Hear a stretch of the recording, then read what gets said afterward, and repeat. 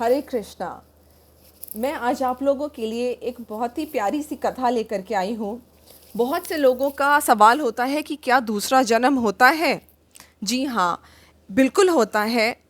और इससे जुड़ी हुई हमारे शास्त्रों में एक बड़ी ही सुंदर और बड़ी ही इम्पोर्टेंट कथा दी हुई है, राजा भरत की। आप सबको पता होगा कि हमारे भारत को आखिर भारत क्यों कहा गया। पता है आपको कि ये पूरी पृथ्वी जो है, ये पूरी ही भारत कहलाती थी। ये सारे कॉन्टिनेंट्स जो थे, ये सब पहले जुड़े हुए थे और पूरी पृथ्वी जो है, इसका नाम जो था भारत था, राजा भरत के नाम पे। ये हमारी हिस्ट्री है जो कि हम सबको पता होनी चाहिए। और राजा भरत की कहानी जो है वो बड़ी ही रोचक है। राजा भरत एक बहुत ही तपस्वी और बहुत ही महान राजा हुआ करते थे। इनको दूसरे राजा भरत से मत कंफ्यूज कर जाइएगा जिनका बाद में जन्म हुआ था। ये राजा भरत जो हैं बहुत साल पहले सतयुग में पैदा हुए थे। इनके भी जो पूर्वज थे उन्होंने इन कॉन्टिनेंट्स को कहते हैं कि अपने रथ के प्रहार से खंड खंड किया था। ये उन राजा की कहानी है। राजा भरत जो हैं उन्होंने बड़ी तपस्या करी और वो हमेशा से राजा होते हुए भी भगवान को हर चीज़ अर्पित करके ही किया करते थे अपने जीवन में। उनका राज्य संभालना, अपने परिवार को संभालने का मतलब ये नहीं था कि वो ज़रा सा भी गॉड कॉन्शियसनेस से दूर रह पाते। नो, वो हमेशा भगवान की कॉन्शियस में रहते थे। उन जो भी करते थे अपने सारे यज्ञों को भगवान को अर्पित करके ही ग्रहण किया करते थे। और जब उन्होंने देखा कि उनका अब सब कुछ सेटल हो चुका है, उनके बच्चे वगैरह सब राज्य सेट है, तो वो सब कुछ छोड़ करके भगवान की भक्ति करने के लिए जंगल में जाकर के रहने लग गए। और वहाँ पे उन्होंने जाकर के सारे जितने रूल्स एंड रेगुलेशंस हो सकते हैं वो सब फॉलो करे और तपस्या करनी शुरू कर दी। उनके मुंह पे, उनके ज़बान पे सिर्फ भगवान का ही नाम होता था और उनकी दिनचर्या में भगवान के अलावा कुछ भी नहीं होता था। बट अनफॉर्चुनेटली एक दिन उन्होंने, जब वो नदी के किनारे बैठे हुए थे, तो उन्होंने नोटिस किया कि एक हिरनी जो है एक शेर के बहुत तेज़ दहाड़ की डर से, घबराहट से वहाँ दौड़ती भी आ रही है और उसने नदी में से जंप करके भागने की कोशिश करी।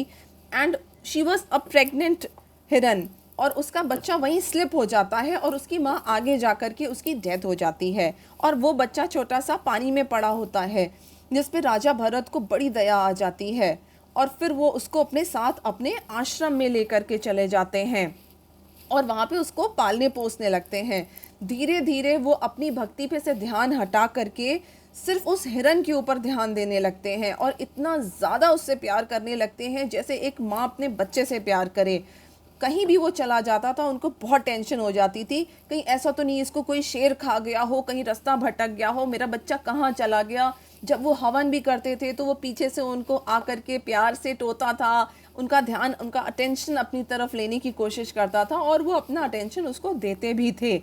इसी ध्यान में उनको पता ही नहीं चला कि वो इस गॉड कॉन्शियसनेस से, कृष्ण कॉन्शियसनेस से कब उनका ध्यान हट गया और उनका सारा ध्यान उस हिरन के बच्चे में चला गया।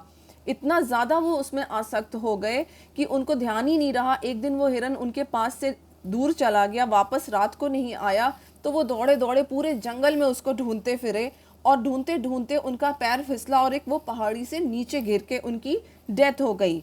जब उनके प्राण छूट रहे थे तो उनकी दिमाग में सिर्फ एक ही थॉट था, मेरा हिरन कहाँ चला गया, मेरा हिरन कहाँ चला गया। हमारे शास्त्रों में कहा गया है, श्री महाभागवतम में कहा गया है, भगवत गीता में भगवान कृष्ण ने कहा है, इवन शिव जी ने पार्वती जी को कथा में सुनाते हुए बताया है कि मृत्यु के समय हमारी जैसी कॉन्शियसनेस होती है हमको नेक्स्ट शरीर वैसा ही मिलता है।